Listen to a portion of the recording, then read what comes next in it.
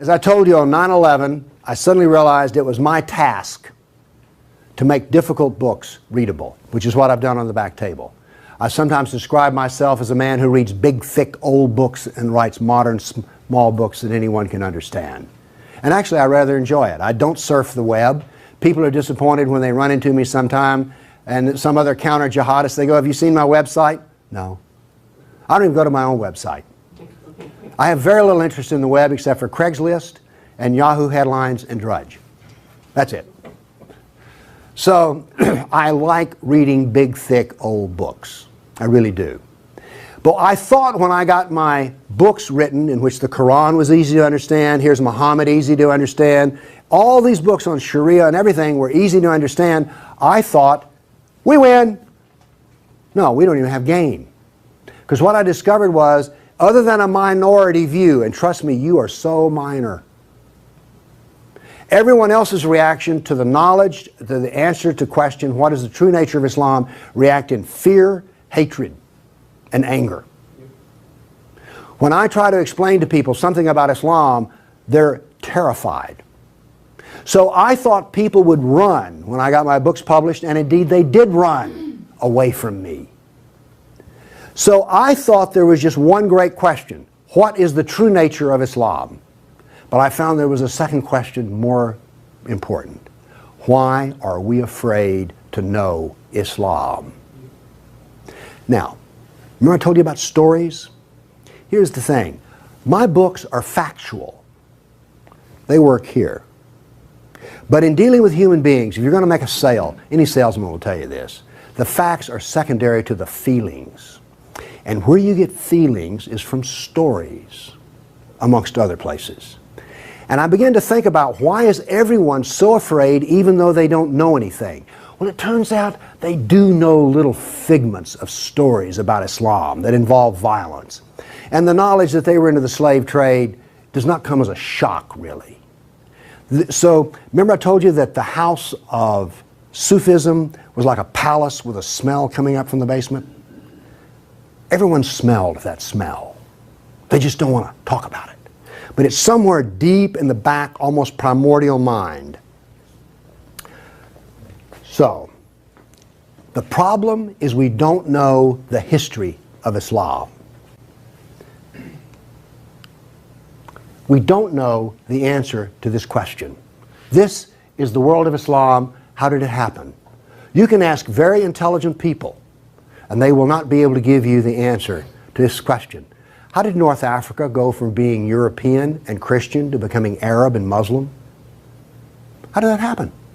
And is that an important question? How did the Middle East go from being Christian to Muslim? And is that an important question? I think it's an overwhelmingly important question. All right. Now, to understand how that Islamic world came about, we're going to have to go about and see how Islam entered our world. Now, to do that, Islam entered the world of the Byzantine Empire.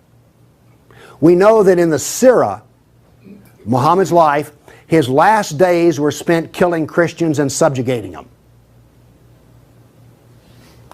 After he died, that process continued. So, let's describe the world that Islam invaded. Now, we're told that the Roman Empire collapsed when the German barbarians invaded Rome. You all heard that story? Well, that's false. That is not true. It is wrong. What happened was, after the German barbarian tribes invaded Rome, they set up their own version of the Roman Empire. They retained classical culture. They spoke Roman. They hired Roman philosophers and Roman attorneys to teach their children and to run their schools. They came into the Roman Empire not to destroy the empire, but just to get the goods for themselves. The eastern part of the empire, so-called Byzantine Empire, is over here. Now, this is after the German invasion. The important point is this: there was still a classical empire. It's not collapsed. Then, after the fall of Rome, the Byzantines gradually exerted their political influence till now this was the new form of the Roman Empire. This is the Byzantine Empire, and it is about to be invaded. This is the classical world that Islam invaded. Notice that the classical world is still up and running. It's critical to remember that. It was now weak, but it was still up and running. We're going to see what caused its collapse. Here we see in 25 years, 3 stages of development of the spread of Islam. This is 25 years' work. How is it that the Arabs were able to do to the Byzantine Empire what the Persians could not do in Iran? Here's the answer to that question. It has to do with Iran, actually. The Greeks and the Persians had been having wars since forever. All right? The 300 at Thermopylae, that was about the Persians. All right? Alexander the Great, he defeated the Persians. The Persians kept hammering on the Romans and then the Byzantines, and 25 years before Islam invaded, there was one massive last series of battles that left Persia weak and the Byzantine Empire very weak. Then comes along the Black Plague. 1 person in 3 dies. So the Byzantine Empire, when Islam invaded, had been weakened by a long war with Persia and the loss of 1/3 of its population. The economy had collapsed by 2/3. You think the Obama economy is bad? Try 2/3. So we had an empire that was weak, invaded by people with a mission. Now what's important here is these 3 different shades of green represent the different caliphs. This empire is beginning to build here came from people who could be described as the apostles of Muhammad. Why is it important to know that? They knew Muhammad. They held his hand. One of them, Ali, married his daughter. Abu Bakr was his father-in-law. These people are not just brothers in the religious sense, they're brothers in the family sense. They knew Muhammad like I know my wife. And what did they do? Did they go out preaching the Quran? No, they didn't. They picked up their swords, got on their camels and horses, and went out whacking Christians and Persians. That is, this is the true nature of Islam. Here you see it. This is the fruit on the tree. Massive destruction. Now notice something else that's happened here. Egypt is the breadbasket of the Mediterranean. Syria, the heart of the intellectual world of the classical empire. In 25 years, the classical civilization lost its ability to feed itself and lost its biggest brain trust. This destroys classical Christianity. Christianity that we have today is a bloody stump of the original Christianity. Why? This destroyed the heart of it, transformed it. The first stage of the annihilation of classical empire, gone. The heart of it's gone. Okay. A century later, notice over here in Spain, 750 AD, Spain is already Muslim. This is rapid fire conquest. This is going to become very important because this happened as it were in the life of a nation overnight. This brutal assault is the key as to why we fear Islam. Now then, you're next going to see history that you've not heard before. I'm not a historian, but I am a scientist. And I can reason from data. I knew, once I read the story of Muhammad, that I had been fed a pack of lies about what caused the Dark Ages. Roman barbarians didn't cause the Dark Ages. First off, why would these barbarians were Germans? These are the same people who made Germany. You're telling me they were too stupid to learn how to do Roman law and stuff? Of course not. They were very intelligent people. They didn't cause the collapse. But that's the classical theory. If you go to Vanderbilt, that's what they'll teach you. Here we go with the data. There has recently been a lot of classical ancient works that have been translated and put into a database format so they can be accessed. There's been massive archaeological research under the ocean and at the edge of the Mediterranean. From this archaeological research, we're able to track history and economies. All right? That figure I gave you about how the economy collapsed, that came from the study of sunken vessels. Because if you're not buying much, you know, if 1 in 10, let's say 1 in 10 ships is sunk, that figure's not that high, but whatever. If you see a lot of sunken ships, there was a lot of ships sailing around. When they go down, the economy goes down. So from this data, we know a lot. And this, in particular, the database of ancient documents, gives us 548 battles that Islam fought against the classical world. This is all new information. I've talked with people who consider themselves history buffs, and they go, well, let's see, battles of Islam against Europe. Let's see, we've got the invasion, we got Tours, we got the invasion of at Gibraltar, we've got Lepanto, Gates of Vienna, collapse of... Okay, that's 5. You talk to a historian, and those are the 5 battles they can scratch up. And I remind you, you can have all of these slides if you just send me an email for it. Okay, what does this new data show us? It shows us this. See the white spots? They're brand new battles. They're going to change to red. These are new. Every time, I want to show you this all over again. Every tick is 20 years. The new battles for that 20-year period come up in white, then they fade to red to show you the history. So white's what's happening right now, red has happened. Let's see how these 548 battles act out over. We're going to watch, in 70 seconds, we're going to watch 1,200 years of conquest. Look how fast this is happening. Bam! Here comes... You didn't know France was hammered that hard, did you? You heard of Tours. Watch what's happening in Spain and the islands. Now, many of these raids or battles, if they're at the coastline, are slave raids. The slaving that took place in here was extensive and went on and on. All of this work is also happening now then. We're now into the golden age of Baghdad. This is the punishment that's being handed out to Christians everywhere. In Spain, after one battle, there were knights' heads were cut off and they made a pile so high that a man on horseback couldn't see over them. All of the European civilization in North Africa is now gone. I have a question. Have you read the 13th tribe? No. Okay.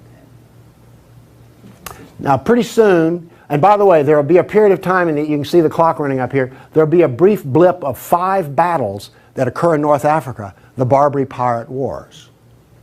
We're on there. Okay? Now then, Byzantium has fallen. Now then, Eastern Europe is being hammered. Notice that it is relentless. It doesn't stop. This is the history that you're never told about. This is the history that explains how all of this came about. Now then, they're getting slower because Islam is becoming weaker.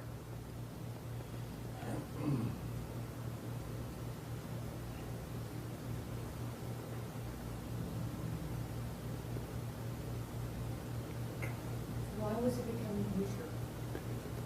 Corruption. All empires collapse from the inside ultimately. Okay. I say that what caused the collapse of classical civilization was not the invading German barbarian tribes. I say that classical civilization was destroyed by Islam. Now comes the question. Why do we not want to know that? We're going to answer that question. All right, now I want to give you the headlines. With all those little dots, basically what I've showed you is just quantity. Okay? Relentless, but quantity.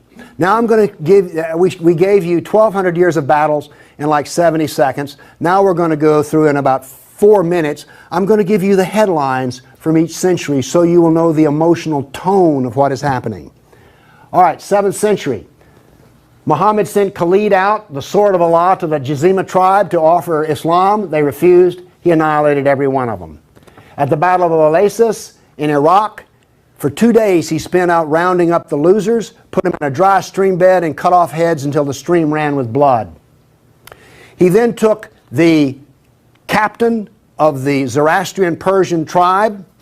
His wife was there. He cut off the man's head, let the blood drain into the soil, and raped his wife in the bloody soil.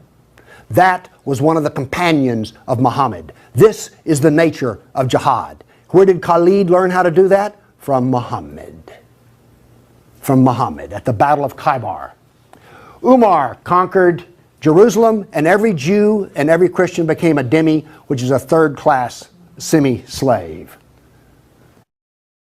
You're now going to see, for the next few centuries, you're going to see Golden Age. We're told this myth of the Golden Age, how wonderful Islam is. So here's what's happening during the Golden Age. They started attacking Sind, which is the Hindus. 26,000 Hindus died. Armenian nobles were herded into a church after a debate, and the building burned down on top of them. At Ephesus, 7,000 Greeks are enslaved. We're still having the Golden Age. All new churches were ordered destroyed. At Amorium, there was massive enslavement of all the Christians. The Egyptian Christians revolt over the jizya, which is the dhimmi tax under the Sharia. Churches are burned, vineyards destroyed. 10th century was still in the Golden Age. In Thessalonica, 22,000 Christians enslaved. Christians massacred in Seville. In Egypt and Syria, 30,000 churches destroyed. You have your religion, I have mine. Still in the Golden Age, 6,000 Jews in Morocco killed, hundreds of Jews in Cordoba killed, 4,000 Jews in Granada killed, Georgia and Armenia invaded. In Hindustan, 15,000 killed, 500,000 enslaved. Golden Age, still upon us. In Yemen, the Jews are given the choice of convert or die. The Christians of Granada are deported to Morocco. And in India, cities are destroyed under the order convert or die. In one town, 20,000 Hindus became slaves. Still the Golden Age. 50,000 Hindu slaves decided to get freedom by converting to Islam. A new 20-year campaign created 400,000 new Muslims out of Hindus. Buddhist monks butchered, nuns raped. In Damascus and Safed, mass murder of Christians. Jews in Marrakesh massacred. Tabriz, forced conversion of Jews. Still, we're in the Golden Age. There are riots in Cairo. Churches are burned. Jews of Tabriz are forced to convert. Tamerlane, one of the most evil men who ever lived, massacred 90,000 Hindus in one day. 30,000 in another battle, massacred in cold blood. Another Muslim leader takes 180,000 Hindu slaves. Oops, we're out of the Golden Age. See if you notice any change in tenor. Tamerlane destroys 700 villages in India. Now then comes He then turned to Iraq and annihilated the Nestorian and Jacobite Christians. The Nestorian Christians, half of the Silk Route in China was Nestorian Christian. The Nestorian Christians had emissaries and missionaries in the court of China. Afghanistan was partly Christian. All right? Gone. This is part of the destruction of the church that no one knows about. 700 years of attack, they finally destroy Constantinople. 16th century, the son of Tamerlane destroys temples, forced conversions. Two of his generals built 2 towers of human heads. Once again, you couldn't see over them. And then noble women, Hindu women, started the practice of sati, which was mass suicide in order not to be sex slaves inside of the Sultan's harem. 17th century, Jews of Yemen and Persia forced to convert, forced conversions of Greeks. The Zoroastrians are persecuted in Persia, and over 500,000 killed Hindus. 18th century, more Zoroastrian persecution, Jews of Jeddah expelled, Jews of Morocco massacred, Hindu persecution continues.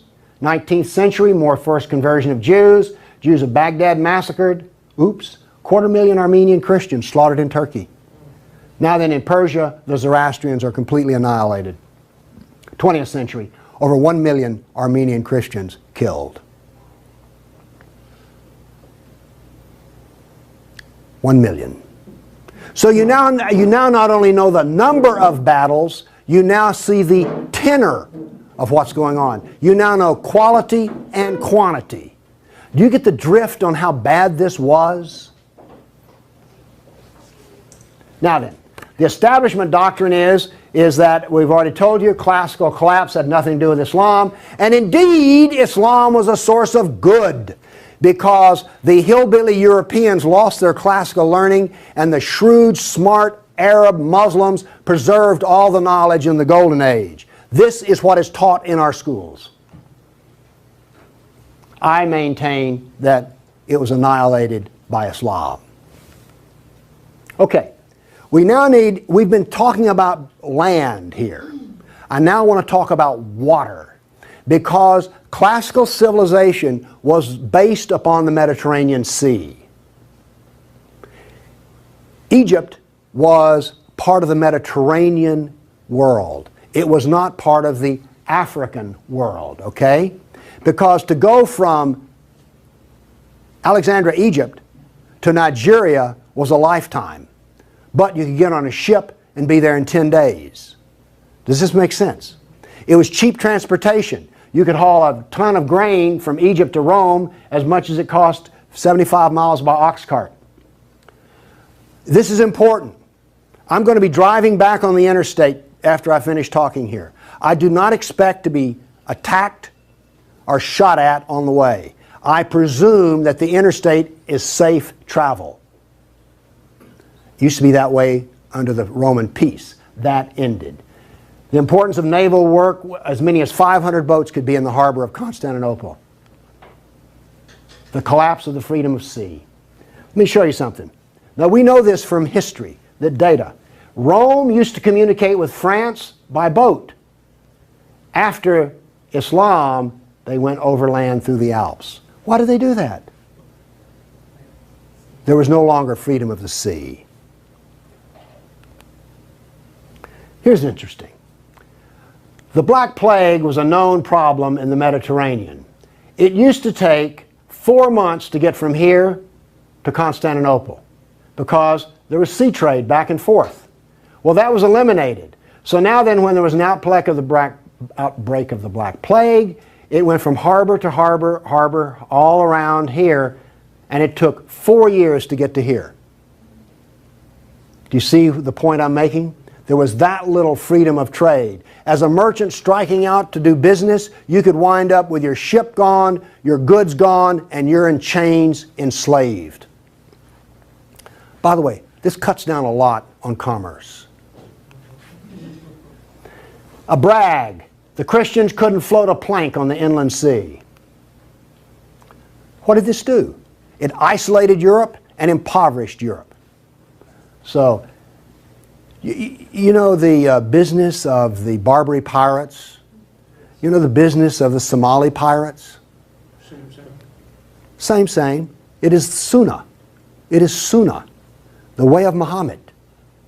There's a famous hadith which is repeated endlessly, in which Muhammad awakes in a dream and he sees his jihadists sailing the inland sea. Islam always practices, where possible, economic warfare. Muhammad attacked caravans. What was attacked in New York? World Trade Center. Ooh, Trade Center. This, economic warfare. I am an admirer of Islamic civilizational war methods. They're superior to everyone else's thinking in war. They use everything for war. Everything, including the womb. This was an economic jihad. There were three, you've heard of the Dark Ages? Well, there were 3 Dark Ages. One in Europe, one in Turkey, one in North Africa. You weren't told that, were you? Wonder why. Here we see some ruins. What's the importance of these ruins? Well, they're up and standing. What happened to all the ruins in Rome? Well, the people who were still living there used them as quarries. They harvested them. The Colosseum remained simply because it was so big. What does this tell us here? If all this stone is still stacked up, there were no people. The invasion of North Africa was so brutal and so fast that it actually left in the harbor a layer of silt. Here's how that happened. North Africa used to be farmland, irrigated farmland. The Romans, clever men that they were, put along the roads in North Africa olive trees for shade and for keeping the road fixed for free. Because what would happen is you would bid on buying a lease on a stretch of Roman road in North Africa. You maintain the olive trees and the road, and you got to keep the olives. So the Romans got money from selling the lease, and then they got the road fixed for free, and somebody has a business making money. Is this clever or what? That all ended because the invading Arabs were not farmers, they were herdsmen. The people there were Christian, and so therefore when the average Arab family would own 50 goats.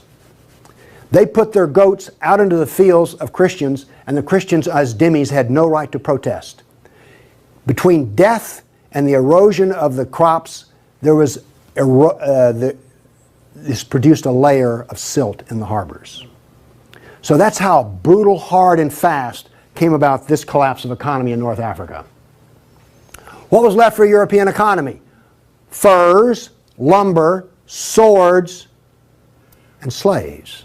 We're now really getting to one of the points where we don't want to know this history. Anybody here all real proud about how some of your ancestors were taken off a coast in Italy and then put into a harem in North Africa? And now you have children from that who are distant relations? You see, you may have distant relations in the Arab world you don't know about because 1 million Christians were sold into slavery. And by the way, the Venetians helped to do that. And another embarrassing piece of news is this. The Jews were very big in the trans-Mediterranean slave trade. Nobody comes out of this looking good. No one looks good. Are you also beginning to see, like, I don't think I want to know any more about this history at all? Okay? Are you catching on here?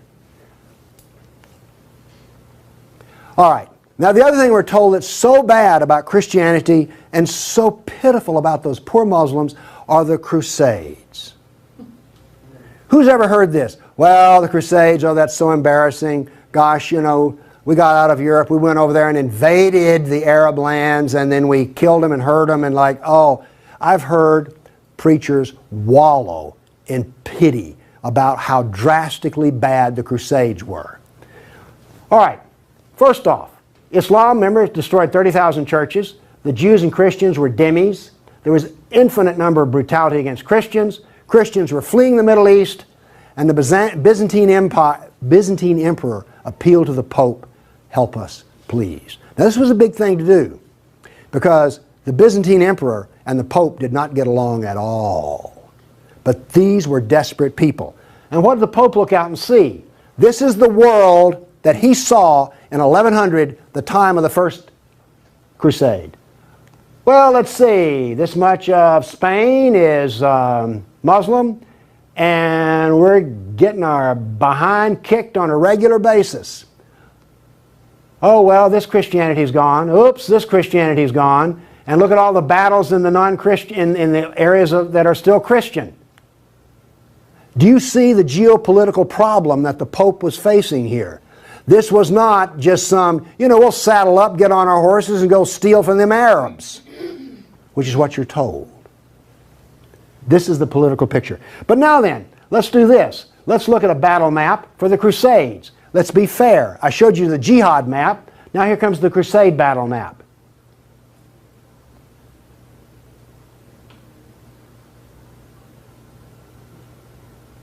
We're almost done. That's it. Now we're told that the Crusades are the moral equivalent of jihad, and therefore we need to be ashamed and whine and cry. All right, the Crusades were defensive, lasted 300 years, and the last one was over 800 years ago. All the jihad was offensive, lasted 1400 years, and it's happening right now. In all probability, some Christian is being slaughtered in Nigeria today. Now, Is this moral equivalence?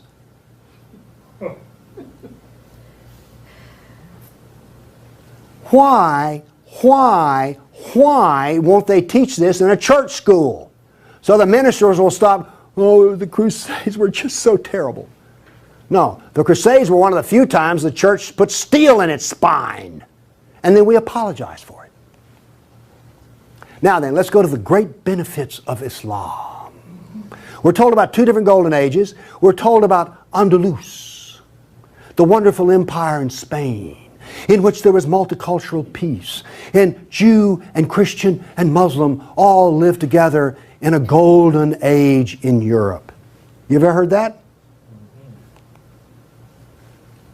Well, here we go. This is the battle map of the golden age in Andalus.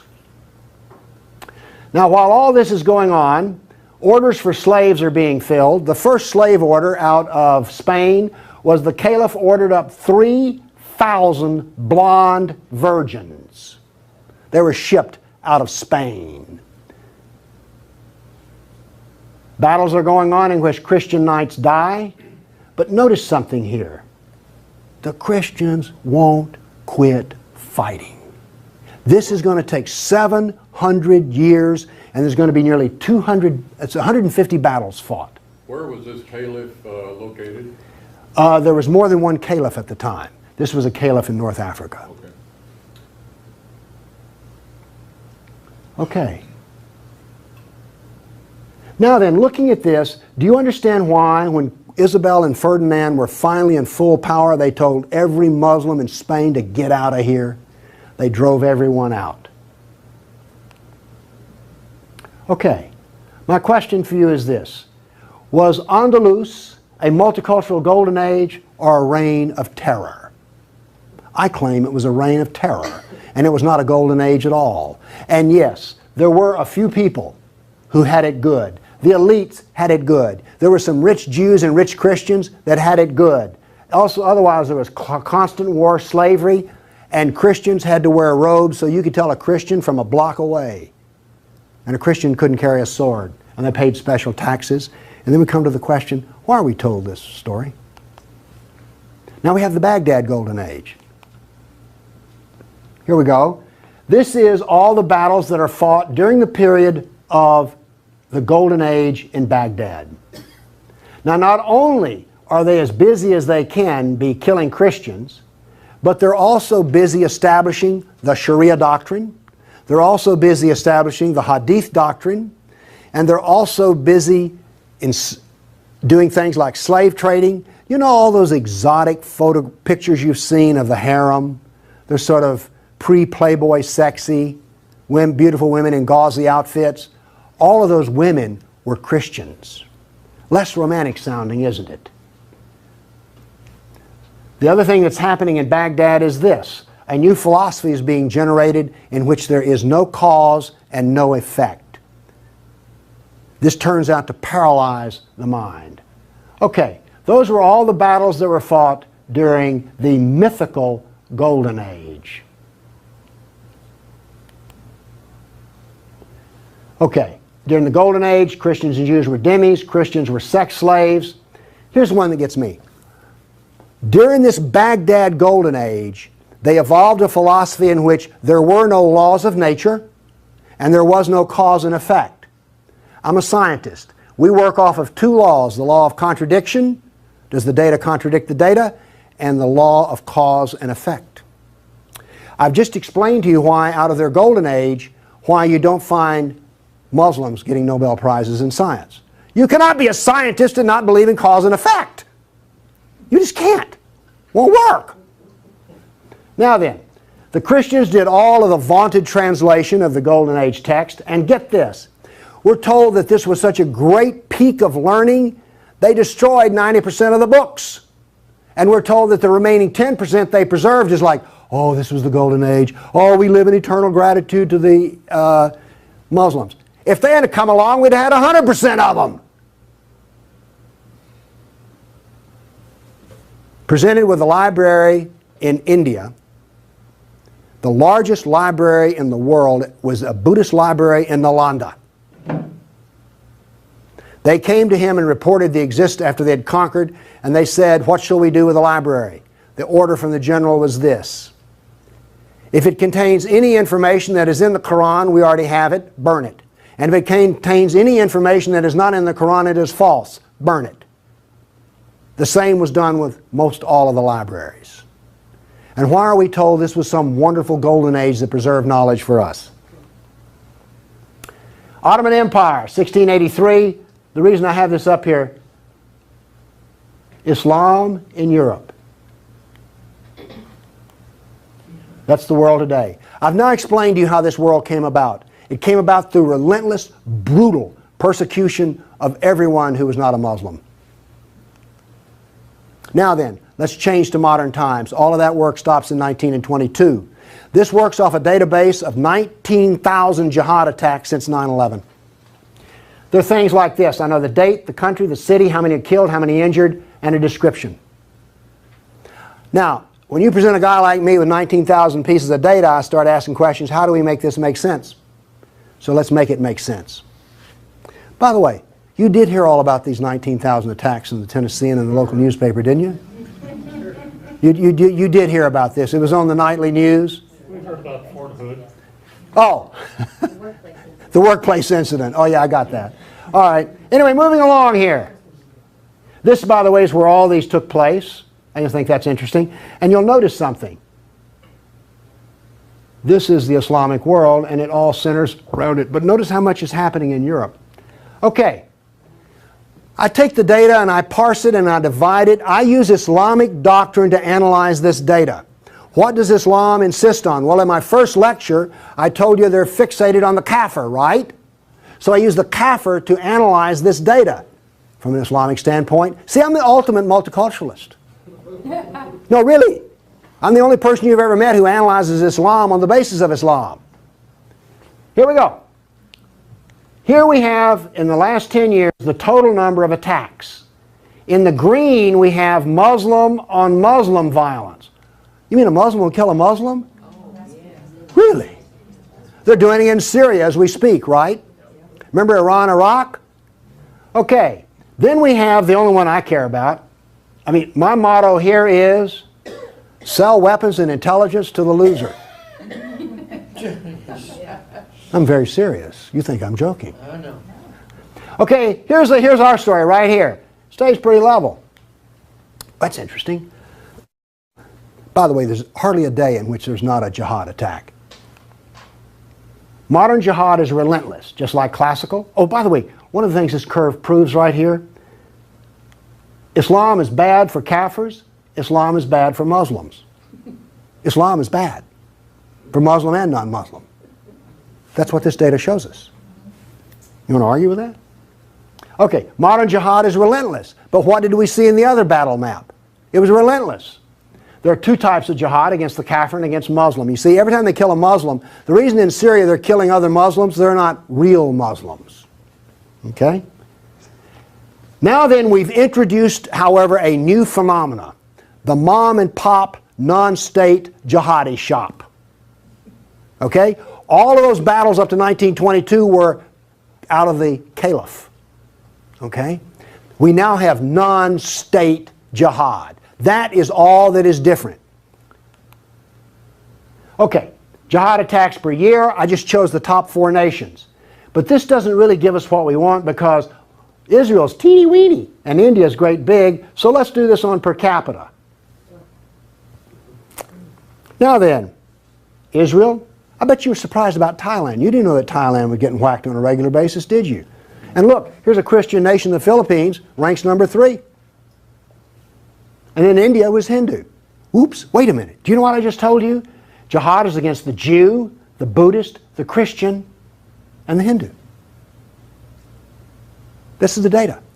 Now you go to these dialogues, these multicultural smoozes they have, where the preacher and the rabbi and the imam show up. The preacher and the rabbi show up to tie, the Muslim shows up to win. And then what does the Muslim tell them? Oh, the Christians and the Jews, they're people of the book. Oh, we're brothers in the religion of Abraham with the Christian and the Jew. You know, we're practically the same. We're brothers in Abraham. How's that stuff work out? Well, here's one of your people of the book. Here's another people of the book. Turns out they'll kill a Jew, a Buddhist, a Christian, or a Hindu just as fast as they will another. So much for being brothers in the religion of Abraham. The data does not support the theory.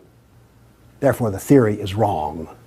There is no brotherhood of Abraham, except in the minds of people who occupy pulpits.